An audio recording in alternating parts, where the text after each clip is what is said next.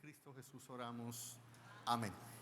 Muchas gracias. Pueden retomar sus asientos. Vamos a predicar bajo la titularidad o el título: Señor, ayúdanos a perdonar. Esto es como un ruego. Es un ruego. Mire, la vida humana le es tan común el tener conflicto como le es el respirar para poder vivir. Desde que la raza humana se introdujo el pecado, los conflictos, las desavenencias, las ofensas, los pleitos, las diferencias están latentemente presentes en todo el existir humano, en cualquier lugar donde los seres humanos socialicen, compartan o convivan. Es imposible que los seres humanos no nos ofendamos los unos a los otros. Los esposos nos ofendemos, hijos, padres, padres, hijos, hermano, hermano. No importa el tipo de vínculo o relación, no importa los tipos de vaso comunicante que haya en un tipo de relación, si es obrero patronal, si es fraternal, si es social, si es laboral, no importa, hay conflicto. ¿Por qué? Porque somos pecadores, pero también porque cada individuo tiene una percepción diferente de la realidad. Y ahí vienen las diferencias que son buenas porque enriquecen la existencia humana.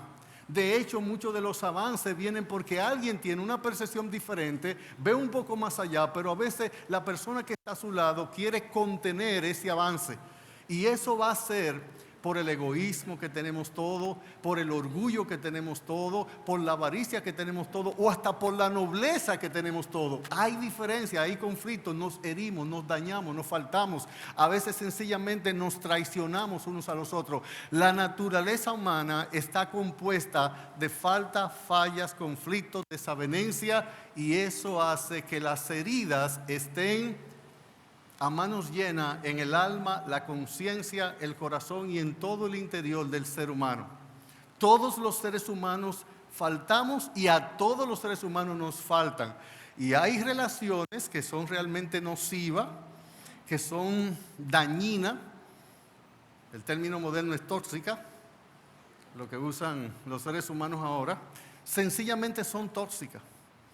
Además, ese egocentrismo, esa egolatría y esa idolatría o ese egoísmo que tenemos todos los seres humanos, uno lo practicamos en mayor grado, otro lo practicamos en menor grado, pero la verdad que, como dice Santiago, hermano, todos ofendemos en palabra, mínimo muchas veces.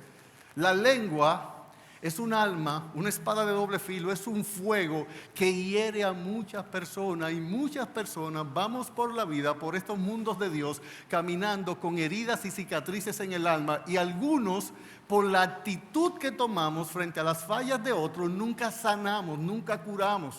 Hay algunos que su corazón es una lúgubre, oscura mazmorra donde los sentimientos de culpa, de venganza, odio y resentimiento son barrotes que se levantan y que no le dejan vivir, no le dejan respirar.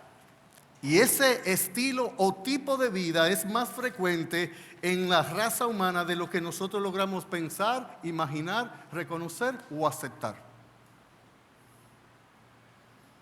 Mire, no importa con quién usted viva, la persona con que tú vivas te va a ofender.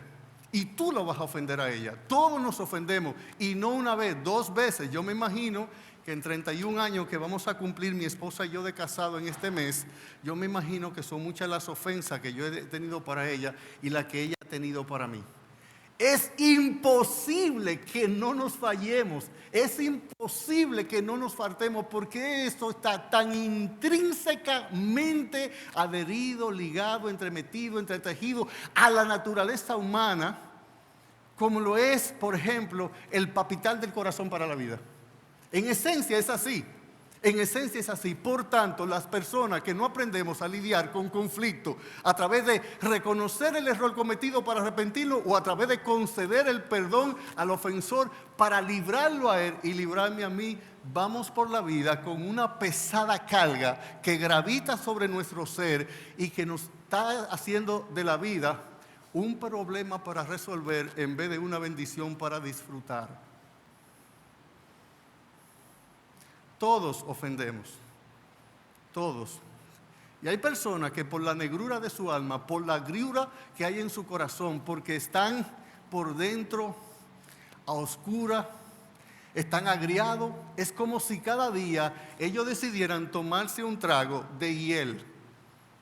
Porque déjeme decirle que un perdón no concedido daña tanto, corroe tanto, corrompe tanto, agria tanto el alma, como si usted decidiera beberse todos los días un trago de hiel mezclado con limón. La pregunta es, esta mañana, si todos ofendemos y todos nos ofenden, ¿qué haces tú con las ofensas que otros tienen contra ti o contra lo que tú cometes? El contexto de este texto que yo acabo de leer es bastante interesante porque Cristo viene hablando sobre las diferentes causas que hacen tropezar a la gente en su caminar con Dios o en su caminar por la vida. Y es que hay gente que se pone delante de ti como una roca que te hace caer, te hace caer. Y la sociedad moderna, la sociedad contemporánea es más proclive, está más inclinada, hace que las ofensas sean más frecuentes. Usted ve los diferentes grupos, coja la Iglesia Bautista de la Romana, coja un equipo laboral, coja un equipo de béisbol, coja una familia, coja la nación, coja una empresa, coja la escuela. Y ahora mismo la sociedad está siendo impulsada a un yoísmo, a un egoísmo, a una egolatría, a un egocentrismo, donde todos los lugares se convierten en un antro de competencia y de rivalidad. Ya no hay equipo para juntos crecer, sino que yo quiero tumbar al que está arriba, el otro que está debajo de mí quiere tumbar a mí. Y eso hace que los conflictos se vuelvan el pan nuestro de cada día. Constantemente estamos enfrentando conflictos. Y las personas, modernamente, usted está hablando o escuchando mucho hablar de la inteligencia emocional. Y lo que dicen los psicólogos y los psiquiatras y los sociólogos es que las personas que no sabemos manejar nuestras emociones y dar respuestas inteligentes, más pensadas, que sean más volitivas que emotivas, que sean más del uso de la razón que del uso de la emoción, vivimos generando conflicto. Y habemos personas que estamos tan amargados por dentro que nuestra lengua es como una espada de dos filos que cada vez que saca, que la desenvainamos, corta, hiere, daña a alguien. Porque si nosotros nos perdonamos, nos amargamos. Y si nos amargamos, nuestra vida es fatal. Dios, nuestro Padre, que sabe, conoce y entiende lo que sucede en la ciudad de alma humana, y estoy aquí citando a John Bunyan en su libro Guerra Santa. En la ciudad de alma humana, Él sabe los conflictos que se generan porque los hombres tenemos necesidad. Nosotros queremos ser amados, ser entendidos, ser respetados, ser reconocidos, y eso es bueno si se hace en justa medida y razón, pero la verdad es que el pecado nos ha dañado tanto y ha traído tanta desavenencia en nuestras almas que hace que nosotros mismos perdamos nuestra felicidad y que podamos también ser un ente para proporcionársela a otros en la vida. Mire esto, aquí en Mateo 18, Cristo viene hablando de 3 fuentes de conflicto y que se convierten en tropiezos. Ese es el contexto que bordea este pasaje que yo acabo de leer. Yo estoy aislando el texto. Ahora, para no desconectarlo por completo, Cristo está diciendo que hay tropiezos que me vienen del mundo. El mundo me lo da. Que hay tropiezos que son internos, y por eso Él dice, en ese contexto Él dice, tu mano te es ocasión de caer, córtala, tu pie te es ocasión de caer, córtala. Y entonces después Él viene y amarra los tipos de tropiezo con conflicto entre hermanos. Y a partir del versículo 15, Cristo comienza a decir, mira, por tanto, ligando lo que va a decir en este momento a lo susodicho, a lo antes dicho, expliqué, razoné, enseñé, instruí. Ahora, por tanto, si tu hermano peca contra ti, el Señor da la dinámica eclesiástica en que se debe procurar el perdón y el arrepentimiento entre todos hermanos que entran en conflicto. Y Cristo se va a 2 grandes extremos. El ofensor no se quiere arrepentir, échenlo fuera, ténganlo por impío, gentil y publicano. El ofendido no quiere perdonar. Así tampoco vuestro Padre Celestial perdonará a vosotros sus ofensas si no perdonáis a vuestros hermanos de todo corazón sus ofensas. ¿Cómo? Ténganlo por impío, no se quiere arrepentir, no le pasen paño tibio, no ha nacido de nuevo, no es del pueblo de Dios. Y Pedro al oír la explicación de Cristo, le surge una pregunta y dice en Mateo 18:21, Señor, ¿y cuántas veces debo perdonar a mi hermano que peque contra mí? ¿Hasta 7? Y la respuesta de Cristo es rica, es abundante. Había una enseñanza rabínica. Los rabinos decían, los maestros judíos, los que enseñaban la ley, decían que se debía perdonar hasta 3 veces. Ya, usted no ve que la gente dice, a la 3 la vencida, pero muchas veces nosotros proferimos palabras y no sabemos el contexto histórico de dónde proceden muchos términos. Y era que había una enseñanza de los rabinos judíos que decía que se podía perdonar hasta 3 veces. Y Pedro, que la quiso votar para que se diga, no, díganle que no esa pelota. La quiso votar por los 365, qué sé yo, 420 del Centerfield. Le dijo, hasta 7. Te doblé lo que dicen los rabinos y por ñapa te le añadí 1, porque los rabinos decían hasta 3. Él dijo 7. 3 más 3, 6 más 1, 7. Y la respuesta de Cristo es reveladora, es maravillosa de cómo se debe dar la dinámica del perdón. Y lo que voy a hacer en esta mañana son 7 cosas, pero rápido. Número 1, le voy a dar 7 definiciones de perdón. ¿Qué es perdonar en la Biblia? Se lo voy a dar a vuelo de pájaro. Luego de que demos las 7 definiciones del perdón, lo segundo que vamos a hacer es, vamos a hablar de la motivación al perdón. ¿Qué es lo que debe motivar, según la Biblia, a mí perdonar? ¿Es que yo lo sienta? ¿Es que el otro esté dispuesto a arrepentirse? ¿Cuáles son la motivación a perdonar? Número 3, vamos a ver el requisito que la Biblia pone para que alguien sea perdonado. Número 4, lo que vamos a hacer es ver la contabilidad del perdón. ¿Cuántas veces yo debo perdonar? Número 5, vamos a ver la calidad del perdón. ¿Qué espera Dios del tipo de perdón que nosotros debemos dar? Número 6, vamos a ver 3 modelos de perdón. Y número 7, a modo de aplicación, vamos a contestar una pregunta que es, Señor, ¿qué hago con este dolor? Esas son las 7 cosas que vamos a ver esta mañana. Pero no se preocupe, que aunque usted haya un contenido fuera de lo normal, vamos a ser bien breve en cada punto. Se lo prometo. Mire, vamos a definir el perdón. En la Biblia, cuando se habla de perdonar, ¿a qué se refiere? En primer lugar, en la Biblia, perdonar es una deuda que se cancela. Alguien te debe algo, en este caso, no pienses en deuda económica. Alguien está en deuda contigo porque te faltó, te falló, te dañó, te ofendió de lo que sea. ¿Y sabes lo que es en la Biblia? Una deuda que tú no procuras que te la paguen, que lo cobren. Tú dejas a la persona libre. ¿Qué es lo que nos dice esta parábola que presentó el Señor? Dice, y le fue presentado un hombre que le debía 10,000 talentos. Y dice la Biblia, y lo soltó y le perdonó la deuda.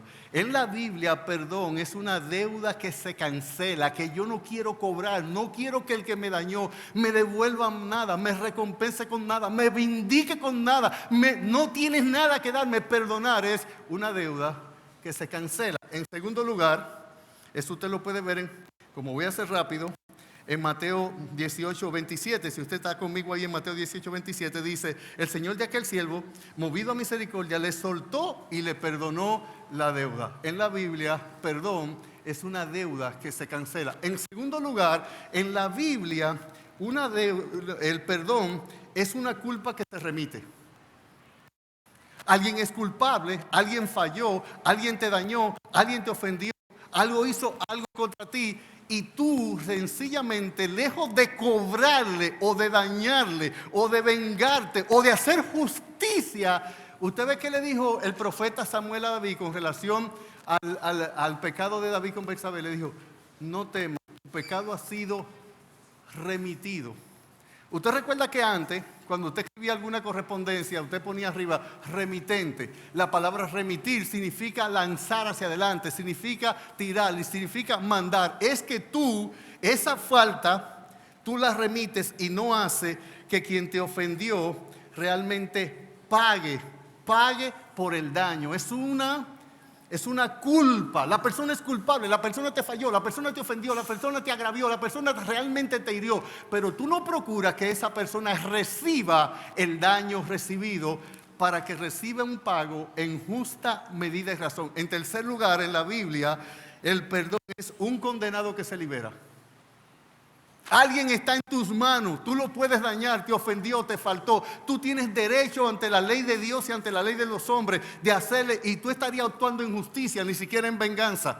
Y realmente tú lo que haces es esto, tú tomas la puerta de la cárcel de su culpa, en que él está encerrado por haberte ofendido, y tú abres la puerta y tú le dices, sal, eres libre. En la Biblia, perdón es una deuda que se cancela, una culpa que se remite y un condenado que se libera. Pero en cuarto lugar, en la Biblia, perdón es una ofensa que se pasa por alto. ¿Usted recuerda lo que significa la palabra Pascua? La palabra Pascua es pasar por alto. Es alguien que te ha ofendido, alguien que te ha faltado, alguien que te ha dañado y que tú sencillamente... Mire Proverbios 19:11 conmigo. Proverbios capítulo 19, verso 11. Dice Proverbios 19:11.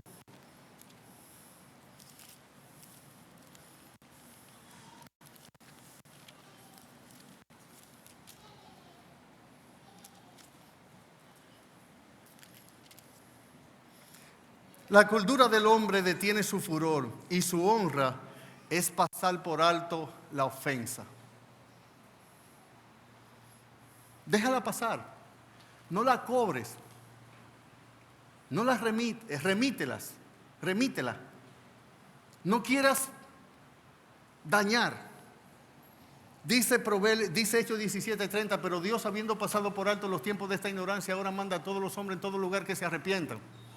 El Señor, ¿sabe lo que hizo en el Antiguo Testamento? ¿Sabe cuál es la idea antiguo testamentaria del perdón? Que los hombres vamos pecando contra Dios y como la paga del pecado debe ser muerte inmediatamente, el Señor pone en su gracia e instaura un sistema religioso para un perdón que todavía no estaba en su consumación real, y cada vez que yo pecaba iba con un corderito ante el sacerdote, ponía la mano sobre su cabeza, el sacerdote inmolaba y mi culpa se remitía al cordero, dañaban al cordero, la sangre que era mía que se debía derramar, hacían que un inocente y un ignorante pagara. Y es que el Señor lo que está haciendo, dándonos con el perdón, hasta que viniera el Cordero de Dios que iba a perdonar realmente nuestros pecados, pero nuestros pecados eran pasados por alto, eran no tomados en cuenta hasta que llegase el gran día del Yom Kippur.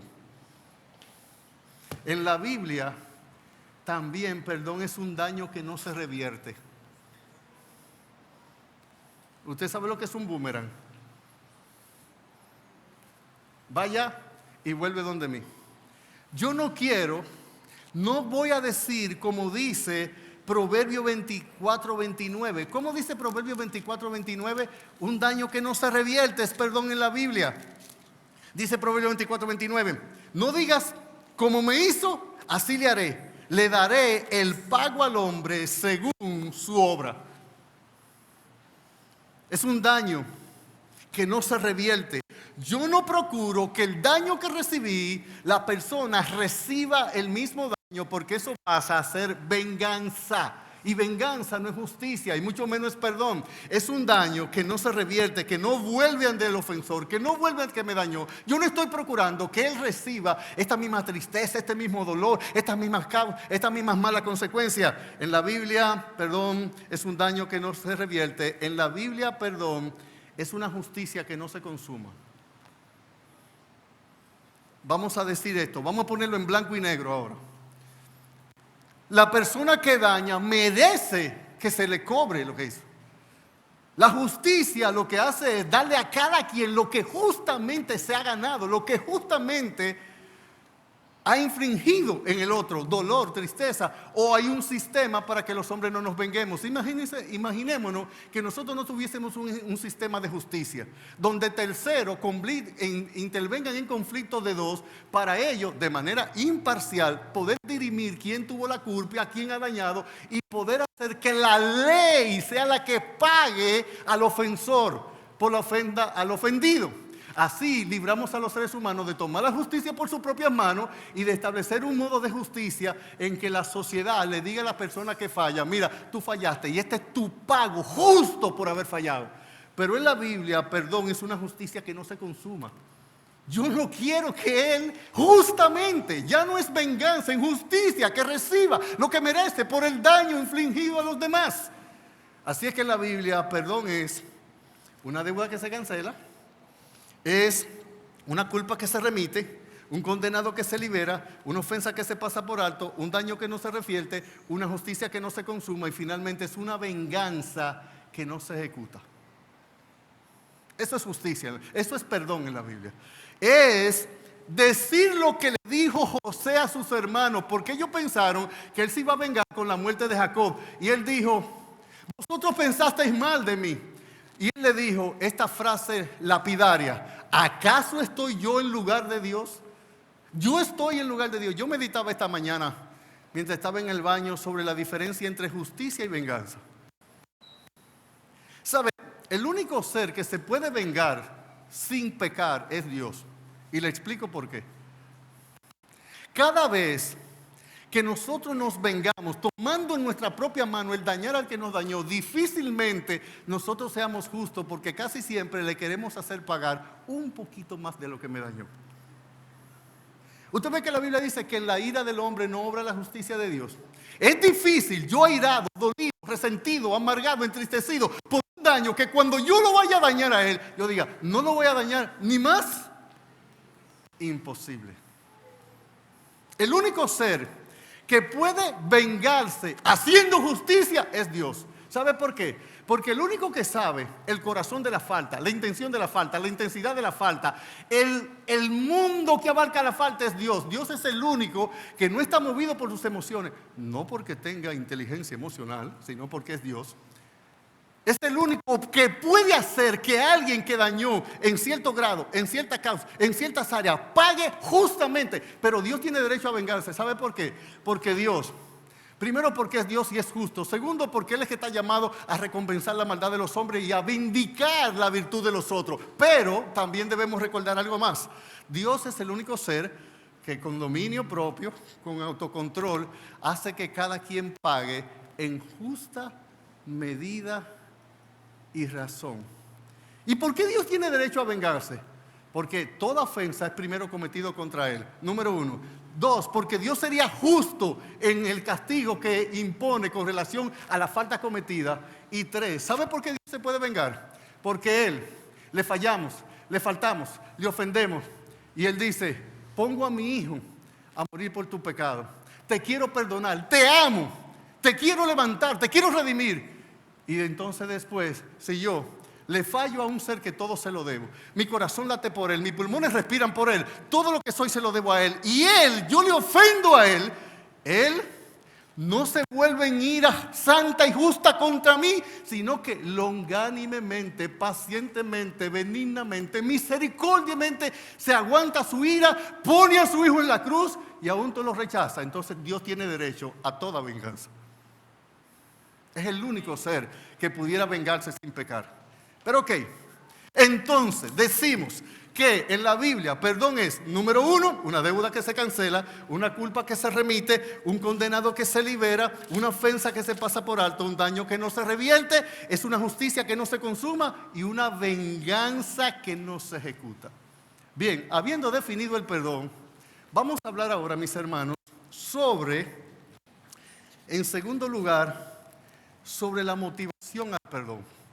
Vamos a suponer que alguien te ofendió, te dañó, y hay daños que son realmente difíciles, dependiendo de la naturaleza del daño, dependiendo de quién los inflige, quién es que ejecuta el daño.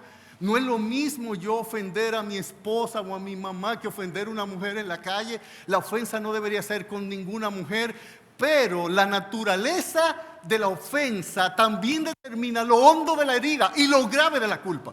Porque no es lo mismo, no es igual que yo vaya manejando en la calle, una mujer se mete mal y casi me choca, salimos de los vehículos, discutimos y yo pierdo el dominio propio y le doy una bofetada a esa mujer. Nunca debía hacer eso, no está bien, no debía hacerlo. Pero no es lo mismo que yo llegue a casa, Mi mamá me llame la atención por algo y yo le doy una bofetada a mi mamá. Son dos mujeres, no debía hacérselo a ninguna de las dos. Pero lo que yo le debo a mi mamá, yo no se lo debo a esa mujer.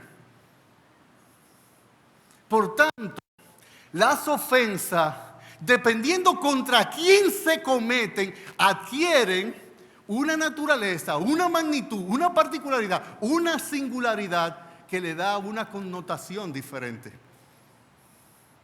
Así es que mi pregunta esta mañana es, ¿alguien te ofendió? ¿Quién fue? ¿Tu esposo? ¿Tu esposa? ¿Tu hija? ¿Tu madre? ¿Tu hermano? ¿Tu jefe? ¿Tu pastor? ¿Tu amigo? ¿Quién te ofendió? ¿Tu vecino? ¿Tu tío? ¿Tu abuelo? ¿Quién te ofendió? ¿Quién te dañó? Porque somos objeto de mal y nosotros también dañamos a otros. Si en este momento tu alma turbulentamente y en el seno de tu alma hay una agitada tempestad y los vientos te son contrarios y tú no encuentras paz, tienes insomnio, tienes inapetencia, tienes movimientos involuntarios, tienes falta de concentración, tienes ansiedad, tienes estrés, porque esa falta de perdón sencillamente hace del rincón de nuestra alma, hace un mar que está azotada por fuertes vientos. Y tú te pones a considerar, ¿y por qué yo no la perdono? ¿Y por qué no la perdono? Y tú dices, es que yo no lo siento perdonarlo. Y si entonces yo no lo perdono sin sentirlo, yo voy a ser un hipócrita. Mi penúltimo punto en este sermón es la calidad del perdón. Lo vamos a explicar. Bueno, no se asuste, no se preocupe, que no hay nadie ofendido por ahí. Se cayó un trípode, una cosa ahí. ¿Qué es la motivación al perdón? ¿Qué es el punto de partida para que mi alma diga, voy a perdonar a María, Juan, a Ramón, voy a perdonar a Luis, voy a perdonar a Consuelo? ¿Qué es? Bíblicamente, en este momento, yo quisiera, hermano, que tú pongas a un lado tus sentimientos, tus deseos y oigas los principios bíblicos para el perdón. Porque si nosotros no nos basamos en principios bíblicos, nuestras emociones van a jugar con nuestras almas, van a jugar con nuestra voluntad, van a confundir nuestra conciencia y no nos van a permitir ser objetivamente bíblicos para perdonar. ¿Sabe cuál es la motivación bíblica para el perdón? Número 1, que tú fuiste perdonado. Ese es en esencia, la razón, la motivación para perdonar. Porque si te pones a pensar, ¿pero por qué me faltó? Pero mi papá, mi esposo, mi mamá, mi hijo, mi hermano, mi mejor amigo. ¿Sabe? Usted ha visto un perro queriéndose agarrar su propia cola. Nunca lo alcanza. La motivación bíblica al perdón, ¿sabe cuál es?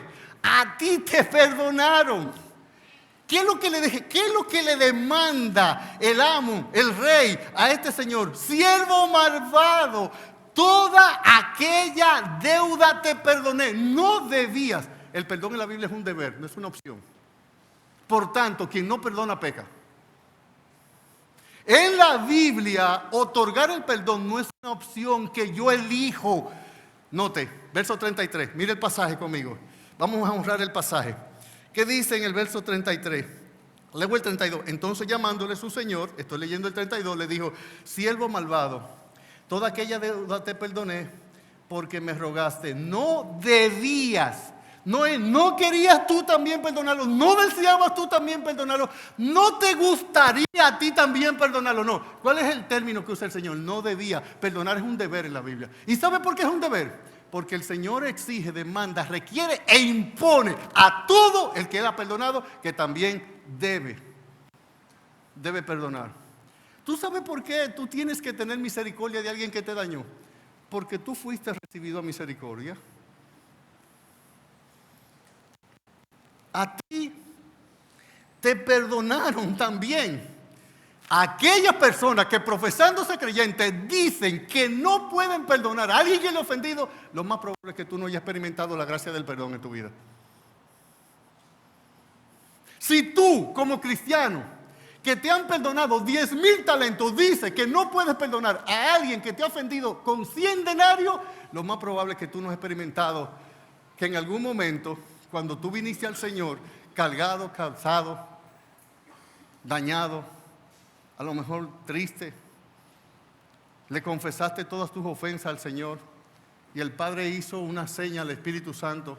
El Espíritu Santo abrió la compuerta, abrió las represas del río de la sangre de Cristo y la sangre de Cristo fluyó como un raudal sobre tus pecados y los lavó, los limpió, los purgó, los santificó, los purificó. En otras palabras, los perdonó. La motivación en la Biblia para perdonar no es si yo lo siento, si a mí me gustaría, si Él se lo merece. No, no, no. La motivación del perdón es que el Señor manda y Él manda porque Él te perdonó, porque tú fuiste recibido misericordia. Entonces tú tienes dos cosas: el deber de perdonar y ¿sabe qué tiene? Escúchame, ¿sabe qué tiene? La capacidad de perdonar.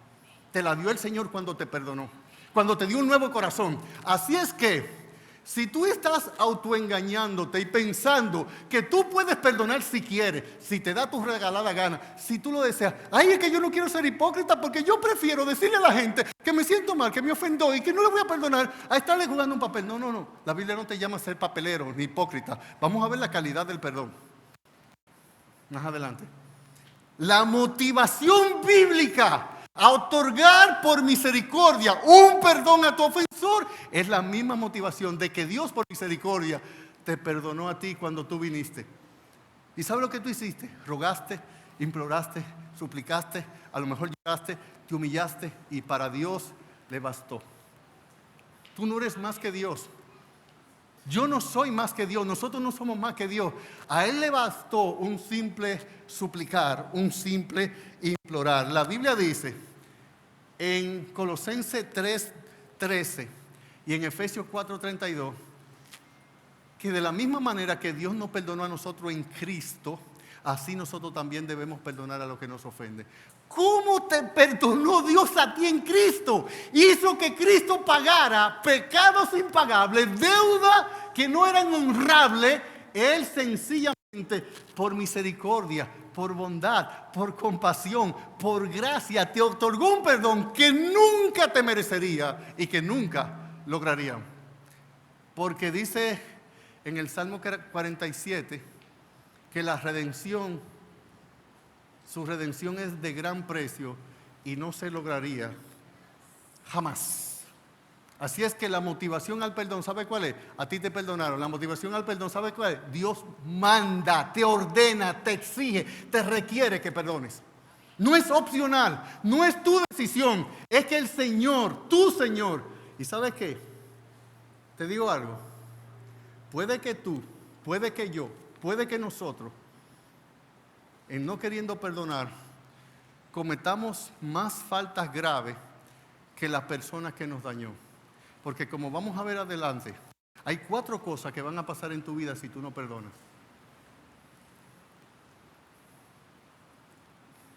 En tercer lugar, ya vimos definición de perdón, ya vimos motivación del perdón. Déjeme irme ahora a la condición o requisitos para el perdón.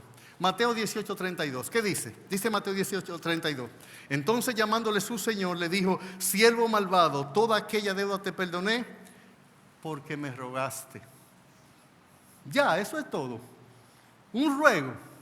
Sí, ¿sabe cuál es el requisito en la Biblia para perdonar? Que la persona con una confesión sincera, con una confesión verdadera, con una confesión honesta, con una confesión íntegra, con una confesión verdadera a Dios. ¿Qué hizo Dios contigo aquel día? Retrotráete en el tiempo. ¿Qué pasó? Haz volar tu imaginación. Recuerda aquel día cuando tú viniste a Cristo. ¿Qué Él te dijo? Te dijo que rezara 20 Padre Nuestro y 5 Ave María. Te dijo que fuera de rodillas a la Basila en Higüey. Te dijo que tomases un megáfono, que te subiera en el techo de la casa y que dijera todos tus pecados. No, en tu cámara secreta, tú y Él estando solo, tan solo le dijiste: Señor, sé propicio a mi pecador. Y eso fue, como dije, suficiente para que el Padre le hiciera una seña al Espíritu Santo. El Espíritu Santo bajó la palanca y la represa de la sangre de Cristo fluyó como un río y lavó todo tu pecado. Siervo malvado, toda aquella deuda te perdoné. Requisito: porque me rogaste. Un corazón sincero, un corazón verdadero. Dios no lo desprecia. A Él le basta ver, tan solo ver, sin actos físico externo de arrepentimiento. Cuando Dios, que ve al corazón, conoce al corazón, mira el corazón, examina el corazón, ve una confesión sincera, le basta. La pregunta es, ¿por qué pides más?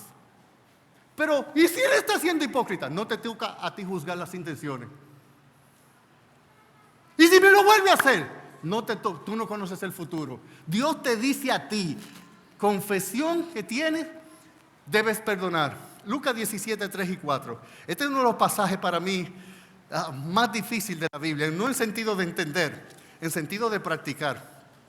Lucas 17, 3. Vea conmigo, por favor. Mire conmigo. Mirad por vosotros mismos. Si tu hermano pecare contra ti, repréndele. Y si se arrepiente, ¿qué cosa? Perdona. Verso 4. Y si 7 veces al día pecare contra ti, y 7 veces al día volviera a ti diciendo, me arrepiento, perdónale. Usted sabe, nosotros casi nunca conectamos a Lucas 17:5 con Lucas 17:3 y 4. Porque cuando Cristo dice eso, de esta cantidad del perdón, ¿sabe lo que hacen los discípulos en el versículo 5? Mire qué hacen los discípulos, qué le piden los versículos. Señor, aumentanos la fe. Ustedes, nosotros no asociamos ese pasaje, pero esa petición, ese ruego, aumentanos la fe, viene.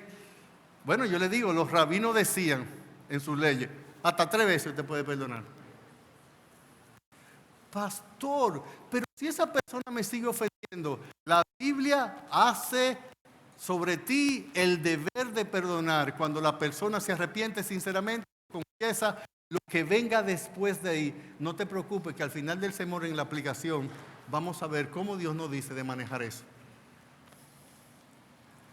Pero el requisito, las exigencias, las demandas de Dios para que perdones a alguien es que la persona, de hecho, nuestra disposición al perdón debería estar antes de que la persona nos lo requiera. ¿Usted escucha lo que acabo de decir? Yo no necesito esperar una reacción del ofensor a venir a mí como ofendido para decir, bueno, ya viniste, ahora me dispongo, ahora estoy proclive, estoy inclinado a perdonar. No. La disposición debe estar antes de. Yo no te estoy pidiendo, la Biblia no te está pidiendo nada que Dios no haya hecho contigo, pero eso está, miren, en cantidades astronómicas por encima. Si yo fuera a profundizar un poco más el perdón de Dios, que no es el propósito de este sermón, porque este sermón se está hablando de la ofensa entre personas, entre hermanos, entre los seres humanos, no estamos hablando del perdón divino, solo lo estamos usando como un parámetro, un patrón levemente para explicar causa del perdón, razón del perdón, contabilidad del perdón, sinceridad del perdón. Tú te sorprenderías de con cuánta gracia tú has sido, yo he sido, nosotros hemos sido perdonados.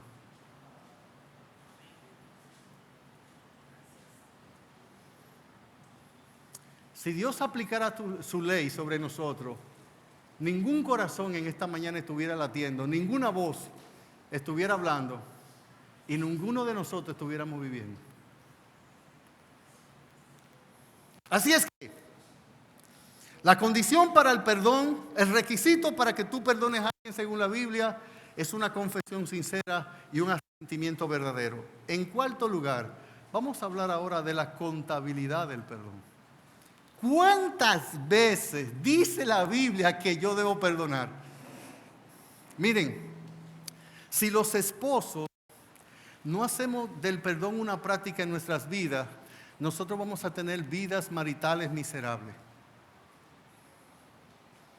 Yo les aseguro a usted que en 31 años que vamos a cumplir mi esposa y yo, el 19 de este mes de casado, muchas veces mi esposa ha tenido que perdonarme y muchas veces yo he tenido que perdonarla a ella. De otra manera, estuviéramos amargados el uno contra el otro. Pero toda relación que es muy cercana y que es muy frecuente, el perdón tiene que estar más latentemente presente porque las ofensas se cuentan por más y es necesario que la práctica del perdón adquiera mayor frecuencia. De otra manera nos vamos a amargar. ¿Cuántas veces yo debo perdonar a alguien que me ofenda? Bueno, ¿Qué dice Mateo 18:21? ¿Qué dice el pasaje? ¿Qué está escrito? ¿Cómo lees? Dice la Biblia. Nótelo conmigo. Mateo 18:21. Pedro hace la maravillosa pregunta al Señor. Entonces se le acercó Pedro y le dijo: Señor, ¿cuántas veces debo perdonar a mi hermano que peque contra mí? ¿Hasta 7? Jesús le dijo: no te digo hasta 7, sino hasta 70 veces 7. 70 por 7 da 490. Pero el Señor le puso un límite al perdón, 490 veces. ¿Eso es literal? No. Eso es yo no sé si es una hipérbole que el Señor está haciendo ahí, sencillamente para enseñar que la cantidad del perdón no tiene límite, que es infinita. De verdad. El Señor aquí ilustra este concepto de la cantidad del perdón de una manera magnífica. Él pone 3 personas en escena. Él pone un amo que tiene un siervo que le debe 10,000 talentos. Pone otro siervo, otro consiervo, al cual este otro consiervo le debe 100 denarios al siervo que le debe 10,000 denarios al rey o al amo. Es convocado el siervo deudor para que honre la deuda con su amo acreedor. Y como él debe 10,000 talentos, y un talento equivalía a 6,000 denarios. Y un denario era el pago de un día de trabajo, de una jornada. Así es que este hombre le debía al rey 60 millones de denarios. Es decir, él tenía que trabajar 60 millones de días para pagar su deuda. Si usted lo quiere en años, él debía pagar 164,338 años para pagarle la deuda. Por eso es que él dice: véndanlo a él, vendan a sus hijos, vendan a su mujer y vendan todo lo que tiene. Aún así no la podía pagar. En otras palabras, esta deuda era impagable. Yo me sorprendo de que el siervo le diga al Señor: ten paciencia conmigo y yo te lo pagaré todo. Él iba a vivir 164,338 años para pagarla. Su deuda era impagable. Nadie podía pagarla. El precio de su redención es de alto precio y no se logrará jamás. Ahora, mire, vamos a aplicar un poco de teología a esto. ¿Cuál es la paga del pecado? De un pecado, la muerte. Imagínese que usted le diga: Señor, no quiero tu perdón, te quiero pagar. Dime cómo te pago. El Señor le dice: muerte espiritual, que ya está por tu pecado, separado de mí. Muerte física, separo tu alma de tu cuerpo. Y muerte eterna, tu alma separada de mí por la eternidad. ¿Qué usted hacía con tratar de pagarle a Dios? Pagarle a Dios. ¿Cómo te iba a quedar libre después de pagar para disfrutar su libertad, si el pago de su pecado es la muerte eterna? Así que no se ponga cuenta con Dios. A Dios con lo que hay que pedirle es: ten misericordia de mí. Punto y se acabó. Tu deuda, mi deuda, nuestra deuda era impagable. Nadie podía nacer. Solamente Cristo pudo, inocente Cordero, decirle al Padre: pago sus pecados, ellos quedan libres. Y yo, como soy Dios, que no tengo ninguna deuda con la ley, sino que asumo deuda ajena, yo salgo y resucito como una garantía, un sello de que el pago por mi sangre, la redención por mi sangre, ha sido aceptado por el Padre, que Dios le dio un visto bueno. A Dios le satisfizo la muerte de Cristo. Ya la ley no pida más, la cumplió Jesús, lo sé. Volveremos a cantar: Cristo acoge al pecador. Claro, hacerlo resonar: Cristo acoge al pecador. Ese es el perdón de Dios. Tu deuda era impagable. El perdón que se te ha otorgado a ti, tan solo por rogar, por arrepentirte, es una deuda que jamás pagaríamos. Y aquí viene el gran dilema. Él debe 60 millones de denarios, 60 millones de días, 164,338 años tenía que pagar.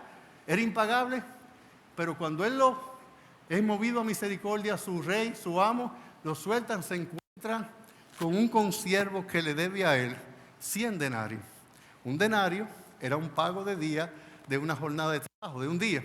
Él le debían 3 meses y 10 días. Y cuando este hombre le dice las mismas palabras, le dijo: ten misericordia de mí y yo te lo pagaré todo. Esta deuda sí era pagable. Esta deuda de los 100 denarios era pagable. 3 meses de trabajo.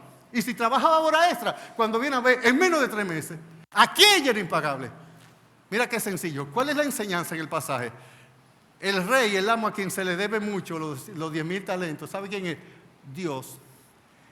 El siervo que debe los 10,000 talentos, eres tú y soy yo. Todos nosotros somos esos siervos. Nuestra deuda con Dios era impagable. Y tú sabes en esta enseñanza quién es el consiervo que te debe a ti de 100 denarios. Cualquiera persona que te haya ofendido. Usted lo puede ver ahí, el cuadro. ¿Quién es el amo a quien le deben 10,000 talentos? Dios. ¿Quién es el siervo que debe los 10,000 talentos? Todos nosotros, porque todas nuestras ofensas de Dios son impagables. Tú, sí, tú no podías pagar, yo no podía pagar, nosotros no podíamos pagar. Así es que cuando tú dices, o cuando yo digo, que te han ofendido tanto, mire, lo que esa persona me ha hecho es imperdonable. ¿Sabe qué?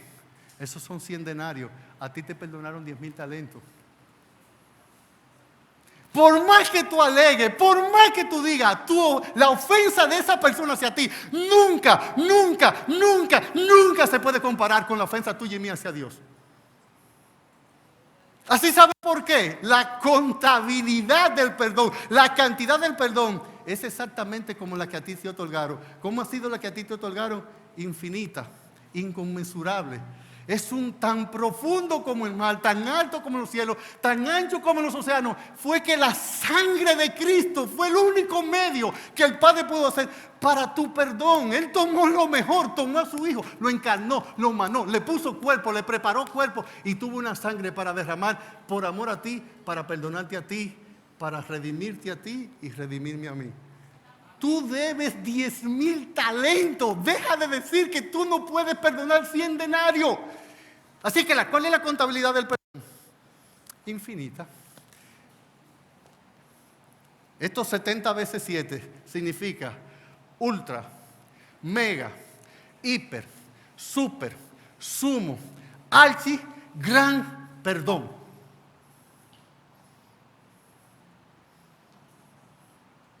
Dime, mi hermano, ¿con qué estás luchando para perdonar a alguien?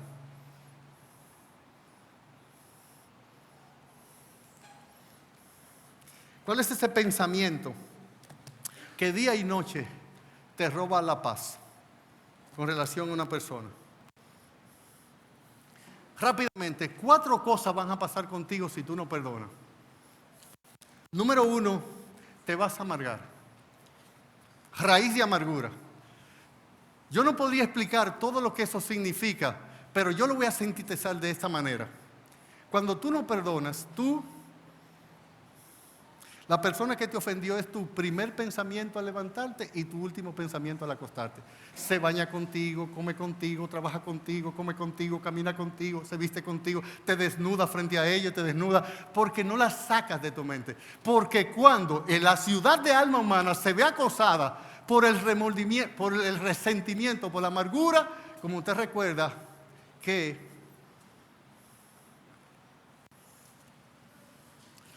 el odio o el rencor es un veneno que yo me bebo para que mi enemigo se muera. ¿Sabe? Ahorita decíamos que perdonar es dejar libre a alguien en la cárcel, pero yo no sé quién es que está más en la cárcel, si el ofensor o el ofendido. Porque si el que está ofendido no perdona, la cárcel que él se construye de resentimiento, los barrotes de odio, de resentimiento, de deseo de ira, de venganza, son tan altos que tu corazón no es ese asiento de los sentimientos, emociones y razón por la cual tú puedes vivir. Es un lugar, una cárcel lúgubre, oscura, profundo, con barrotes y que cada día se van estrechando como dejándote menos espacio para vivir, caminar, existir, respirar y sentir.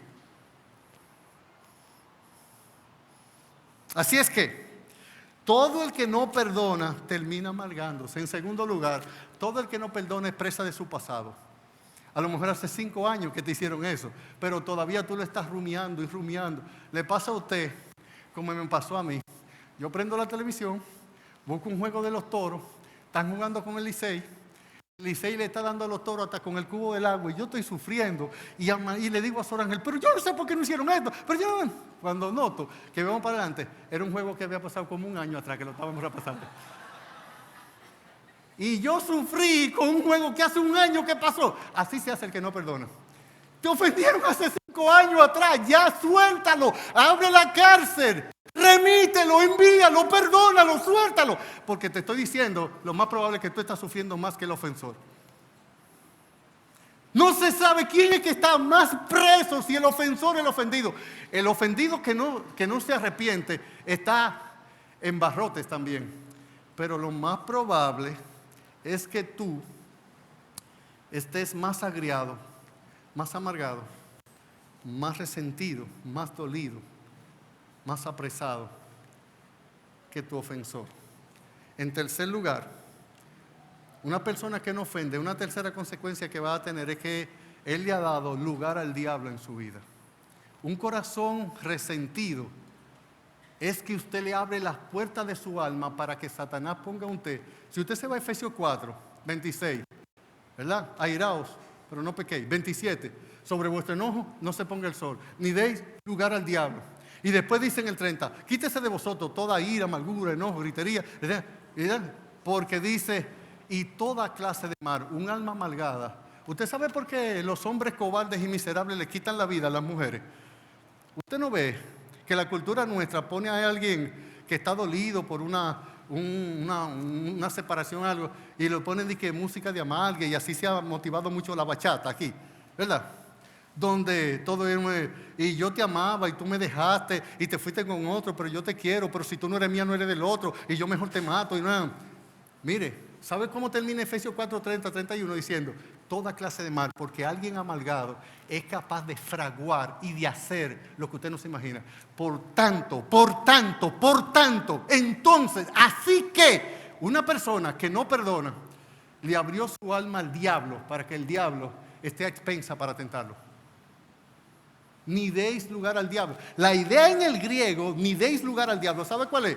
Usted está en su mesa sentado, tiene un comedor de 6 sillas, está su esposo, usted y sus 4 hijos, y cuando ya van a orar para dar gracias por los alimentos, usted escucha esto. Están tocando a la puerta. Y cuando usted se para de la mesa y va y abre, y dice, Señor, ¿qué usted quiere? ¿Quién es usted? Mire, yo soy Satanás. Yo estaba de paso, miré aquí su familia, y yo quiero ver si usted me permite sentarme a su mesa. Señor, no hay espacio para usted. Somos 6 comensales, mi esposa y mis 4 hijos, y solo hay 6 sillas. Y el diablo dice, pero hágame un lugar. Usted hace un chin para allá, y su esposa hace un chin para acá. Y yo me meto ahí, me pone una silla chiquita. La idea es ni deis lugar al diablo, es crearle el espacio o facilitarle a Satanás, darle la provisión de lo que él necesita para hacerme caer. La idea en el griego es, cuando yo estoy en un juicio, en un tribunal con alguien, y yo le doy a mi abogado contrario todos los argumentos que él necesita para hundirme en el juicio. Esa es la palabra, ni deis lugar al diablo. Esa es la idea en el original ahí. Entonces, una persona que es ofendido y no perdona, sencillamente lo que está haciendo es abriéndole su alma al diablo y decirle, hazme caer. En cuarto lugar, recuerden, las 4 cosas son, número 1, nos amargamos. Número 2, nosotros somos presas del pasado. Número 3, damos lugar al diablo. Número 4, la idea es que nosotros no vamos a recibir el perdón del Señor. Debo hacer teológicamente una separación importante. Cuando Cristo dice en Mateo 18:35 que tampoco vuestro Padre Celestial os perdonará vuestras ofensas si no perdonamos las ofensas.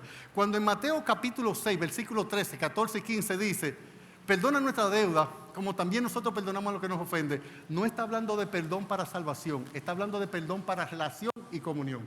No sé si pueden entender la diferencia. Si usted es un hijo de Dios, si usted creyó en Cristo, sus pecados han sido perdonados por siempre jamás. Ahora, yo, en calidad de perdonado, de hija de Dios, de hijo de Dios, tengo una relación, tengo una comunión con la cual yo peco y ofendo a Dios. Y yo necesito el perdón para comunión y para relación con Dios. Ese es el perdón que Dios te negaría a ti si tú te niegas a perdonar a los que te ofenden. ¿Cómo dice el versículo 35 de este pasaje que estamos leyendo? Dice el versículo 35, así también, mi Padre Celestial hará con vosotros si no perdonáis de todo corazón cada uno a su hermano sus ofensas? ¿Cómo hará nuestro Padre? ¿Tú no perdonaste? No te perdono. ¿Puede vivir? ¿Qué cristiano puede vivir sin el perdón diario de Dios? Explíqueme. Ok, el tiempo avanza. El tiempo avanza. Déjenme hablar de la calidad del perdón. Brevemente, muy brevemente. Note cómo dice el texto, verso 35. Así también mi Padre Celestial hará con vosotros si no perdonáis. ¿De qué? De todo corazón. Aquí vamos a hablar ahora de la calidad, de la sinceridad, de la veracidad del perdón. Yo perdono, pero no olvido. ¿Usted no ha oído esa frase? Yo perdono, pero no lo quiero cerca de mí jamás. Yo perdono, pero le digo a otro lo que me hizo. No es por nada, no es para chismear, es para librarte a ti de que tampoco te lo haga a ti, es protegiéndote que estoy. Oh, mira, tú sabías que el hermano fulano de tal tiene la mala costumbre de cierta cosa. Cuídate de él. Pastor, perdonar es olvidar. Usted recuerda que la Biblia dice que el Señor tiró nuestros pecados tras sus espaldas y lo echó a lo profundo del mar para no acordarse de ellos jamás. O sea, lo que está diciendo ese pasaje es que Dios sufre un tipo de amnesia con relación a los pecados que Él no perdonó. Mire mi dedito. No. Lo que quiere decir que si usted cuando perdona sinceramente, que usted no se recuerda jamás que yo le mentí, que yo le engañé. No.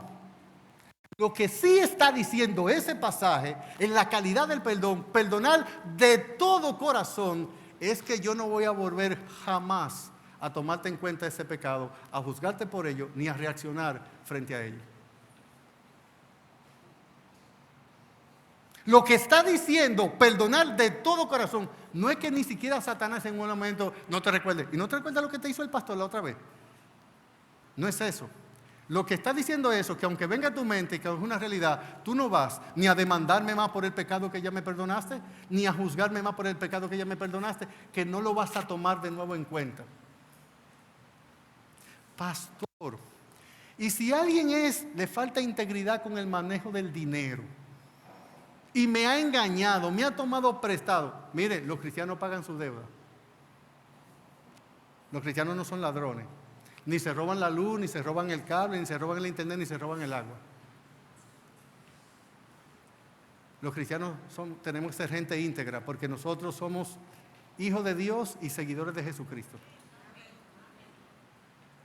Bueno, yo creo que si yo he tenido un mal manejo con usted de algún dinero porque he sido deshonesto con usted, usted puede tomar algunas medidas de precaución sin que se cierre su corazón para que si en algún momento necesito misericordia de usted en el aspecto económico, usted lo tenga, pero usted debe ser prudente, sabio, tener discernimiento, pero no debes tratarme a mí como si todavía tú estuvieras requiriéndome el pago de mi pecado. La calidad del perdón quiere decir que yo perdono de todo corazón. La Biblia no dice, amarás al Señor con tu corazón, con tu mente, con toda tu fuerza. La Biblia dice, amarás al Señor con toda tu fuerza, con toda tu alma, con todo tu corazón. Así hará vuestro Padre Celestial si no perdonáis. ¿Cómo? ¿De corazón? No, de todo corazón. Tú deberías ser capaz de convivir con un hermano, una persona que te ofende, como si esa ofensa no hubiera ocurrido. Yo debería ser capaz de eso. La gracia de Dios, el ejemplo de Cristo con su perdón, nos capacitó y nos exige y nos requiere eso. Así es que la calidad del perdón, lo dejo por causa del tiempo. Voy a mi punto penúltimo. 3 modelos de perdón. Lo voy a citar y voy a dar 3 frases. Modelo de perdón. José le dijo a sus hermanos esta frase: ¿acaso estoy yo en lugar de Dios cuando ellos pensaban que Él se iba a vengar? Porque ellos dijeron, el viejo murió, Jacob murió, José ahora se va a vengar de nosotros. Él dijo, yo no estoy en lugar de Dios. ¿Qué es lo que dice la Biblia en Romanos 12? Mía es la venganza, yo pagaré, dice el Señor. Por tanto, tu enemigo tiene sed, dale de beber. Tiene hambre, dale de comer. José es un modelo de perdón. Su frase lapidaria es: yo no estoy en lugar de Dios. ¿Sabe quién más es un modelo de perdón en el Nuevo Testamento? Usted recuerda a Esteban. ¿Cuál fue su expresión cuando le estaban lapidando? No fue que le cogieron 20,000 pesos y no se lo pagaron. No. ¿Sabe lo que estaban haciendo? Matándolo a pedrar. Lapidación era. ¿Sabe cuál fue su frase? Señor, no le tome en cuenta este pecado. Frase lapidaria. Y nuestro modelo de modelo, Cristo en la cruz, le atribuyó a sus verdugos ignorancia. Padre, perdónalos, porque no saben lo que hacen. ¿Acaso estoy yo en lugar de Dios? No le tomes en cuenta este pecado. Padre, perdónalos porque no saben lo que hacen. Así es que ahí usted tiene 3 modelos de perdón. Y voy a la aplicación contestando una pregunta. Pastor, ¿y qué pasa con este dolor que yo tengo por muchos años por la ofensa de la persona? Y es más, digo más, la persona no se ha arrepentido. La persona no se ha arrepentido. Bueno, contestamos ahorita que nuestra disposición al perdón debe existir antes de que la persona tenga disposición al arrepentimiento. Y que yo no tengo que juzgar, no juzgar el corazón de él y las acciones de él. La ordenanza bíblica es clara. No debías tú perdonar a tu consiervo y tener misericordia de él como yo tuve misericordia de ti. Pero ¿qué hago con este dolor? ¿Por qué es que tengo muchos años con esto, rumiándolo? Yo me he estado amargando. Yo realmente, esto me ha afectado mi salud emocional. Yo tengo problemas. Esto ha afectado mi relación. Porque cuando nos amargamos, todo el que está a nuestro lado paga. Hasta el gato y el perro. Usted llegó del trabajo, le dio mucha mente al problema, así con el jefe. El gatico siempre está ahí en la frente de la casa para moverte el rabo y hacerte 3 cariñitos. Y cuando usted llega, usted hace ¡pum! Ese gato siempre está en el medio. No fue el gato. ¿Qué hago con este dolor? Miren, es maravillosa la obra del Espíritu Santo en un corazón que quiere obedecer a Dios. Usted quiere verlo como el poder del Espíritu Santo, Dios en nosotros, para quitar resentimientos, dolores, tristezas, amargura, para quitar heridas profundas. Usted quiere ver cómo la sangre de Cristo se aplica a algo y que usted es consolado, fortalecido, usted es sanado más allá de lo que usted puede pedir o entender. Sí, te digo algo de tus emociones. Las emociones no son, esta camisa está sudada. Yo puedo cuando llegue a mi casa, está incómoda. Yo me la quito y digo, y ya, se me fue el calor de esta camisa. Las heridas internas lamentablemente no se borran así. Pero tú eres un creyente en Cristo, tú crees en el Evangelio de verdad. El Espíritu Santo es real en tu vida. La sangre de Cristo de verdad te lavó tu pecado. Cristo es realmente tu bendito Salvador.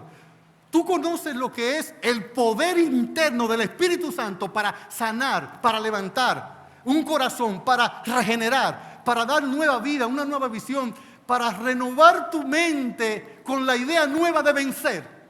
Tú no has experimentado el poder del Espíritu Santo para vencer el pecado en otras áreas de tu vida. Él no es real en ti. Tú quieres ver lo que es Dios sanando, levantando. Tú quieres ver lo que es un bálsamo en el alma. Tú quieres saber lo que es realmente de manera mágica. Miren mis deditos. Tú quieres ver cómo cambia tu sentir.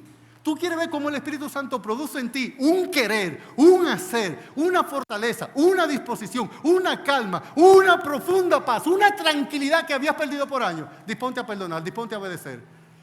Déjale a Dios tus cuentas por pagar y tus cuentas por cobrar.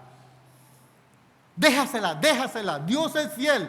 Dios es justo. Cuando tú te quieres vengar por ti mismo, tú sabes lo que tú estás diciendo. Yo tengo que tomar esto en mi mano porque Dios no le va a cobrar en lo que se merece. Y como Dios no es justo, o a lo mejor es justo, pero le falta poder, entonces yo lo tomo por mis manos.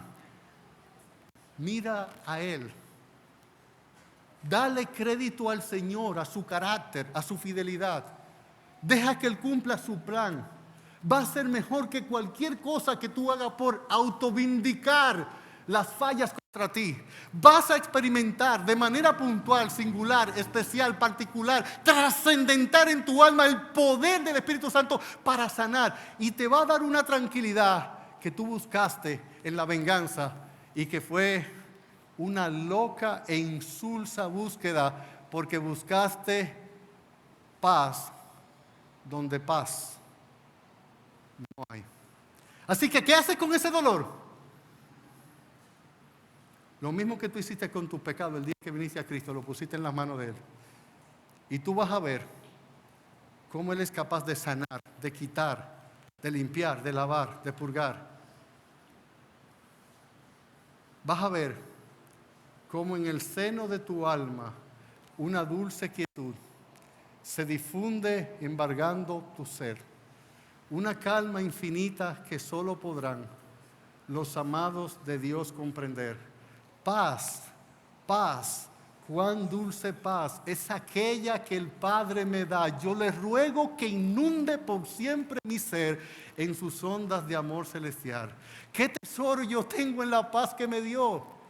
Tan profunda en mi alma de estar, una calma infinita que solo podrán, una calma infinita que solo podrán los amados de Dios comprender. Paz, paz, cuán dulce paz. Créele a tu Señor. Él tiene cuidado de ti. Él siente tu dolor. Tienes un sumo sacerdote que se compadece de nuestras debilidades. Confía en Él y Él hará.